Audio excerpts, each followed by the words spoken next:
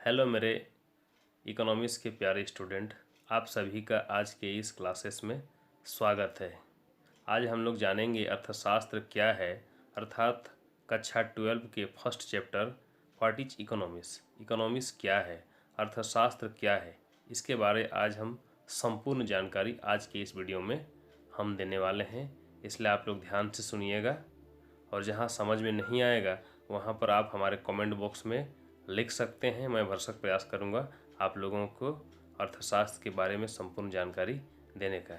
तो आइए इस वीडियो को शुरू करने से पहले आप लोगों को बता दें कि जो हमारे इस चैनल में नए हैं वे हमारे स्टूडेंट इस चैनल को सब्सक्राइब करें, लाइक करें और साथ ही साथ अपने साथी स्टूडेंट को भी शेयर करना ना भूलें। आइए इस वीडियो को शुरू करते हैं। अर्थशास्त्र क्या है? अर्थशास्त्र सामाजिक विज्ञान की वह शाखा है जिसके अंतर्गत वस्तुओं और सेवाओं के उत्पादन, वितरण, विनिमय और उपभोग का अध्ययन किया जाता है।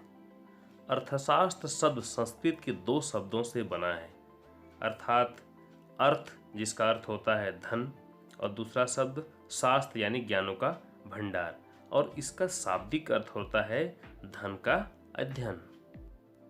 अर्थात यूँ कहें तो अर्थशास्त्र में हम धन संबंधी क्रियाओं का ही अध्ययन किया जाता है।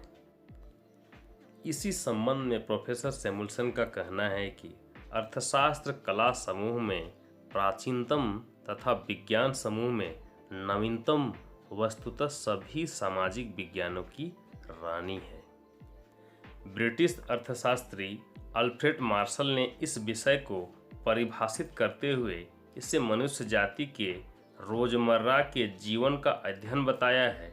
मार्शल ने पाया था कि समाज में जो कुछ भी घटनाएं घट रही है इसके पीछे आर्थिक शक्तियां हुआ करती है।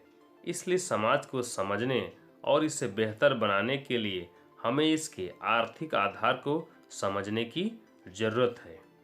इसी संबंध में प्रोफेसर रॉबिन्स ने कहा है कि वह विज्ञान जो मानव स्वभाव का वैकल्पिक उपयोगों वाले सीमित साधनों और उनके प्रयोग के मध्य अर्थ संबंधों का अध्ययन करता है। अर्थात उनका कहना है कि प्रोफेसर रॉबिन्स का कहना है कि दुर्लभता का अर्थ है कि साधन उपलब्ध संसाधन सभी मांगों एवं जरूरतों को पूरा करने में असमर्थ है। दुर्लभता और संसाधनों के वैकल्पिक उपकरणों के कारण ही अर्थशास्त्र की प्रासंगिकता है। अतः यह विषय प्रेरकों और संसाधनों के प्रभाव में विकल्प का अध्ययन करता है।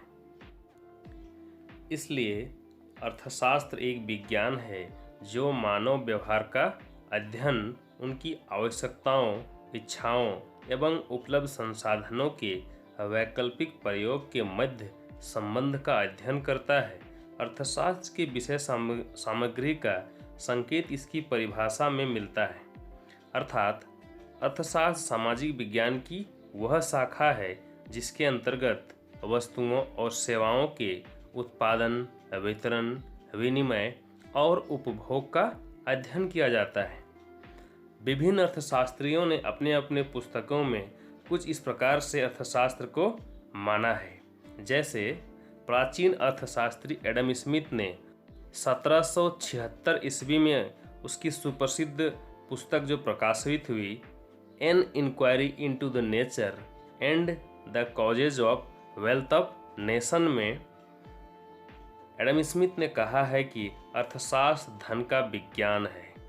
ठीक उसी प्रकार अल्फ्रेड मार्शल ने अपनी सुप्रसिद्ध पुस्तक जो 1890 ईस्वी में प्रकाशित हुई, उस पुस्तक का नाम है अर्थशास्त्र के सिद्धांत, अर्थात प्रिंसिपल ऑफ इकोनॉमिक्स।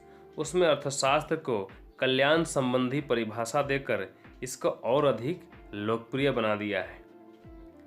ठीक उसी प्रकार से ब्रिटेन के प्रसिद्ध अर्थशास्त्री प्रोफेसर रॉबिन्स ने 1932 में प्रकाशित अपनी पुस्तक NEG on the nature and significance of economic science में अर्थशास्त्र को दुर्लभता का सिद्धांत माना है। इस प्रकार संबंध में उनका मत है कि मानवीय आवश्यकताएं असीमित है तथा उनको पूर्ति करने के साधन सीमित है। अर्थात कहा जाता है कि मनुष्य की आवश्यकताएं अनंत हैं, लेकिन उसको पूर्ति करने के संसाधन सीमित है। आधुनिक अर्थशास्त्री सैमुअलसन ने अर्थशास्त्र को विकास का शास्त्र कहा है। इस प्रकार से विभिन्न अर्थशास्त्रियों की परिभाषाओं को देखने से यह स्पष्ट होता है कि अर्थशास्त्र सामाजिक विज्ञान की वह शाखा है जिसके अंतर्गत वस्तुओं और सेवाओं के उत्पादन, वितरण, विनिमय और उपभोग का अध्ययन किया जाता है। अर्थात अर्थशास्त्र में धनोपार्जन संबंधी क्रियाओं का ही अध्ययन किया जाता है। मेरे प्यारे इकोनॉमिक्स के स्टूडेंट, आज की वीडियो में हम लोग इतना ही अर्थशास्त्र के बारे में जानते हैं। अगले वीडियो में मैं आप लोगों को बताऊंगा माइक्रो और मैक्रो इकोनॉमिक्स के बारे में एवं उसके बीच क्या अंतर होते हैं। इन्हीं बातों के साथ आपसे विदा लेता हूँ। जय हिंद, वंदे मातरम।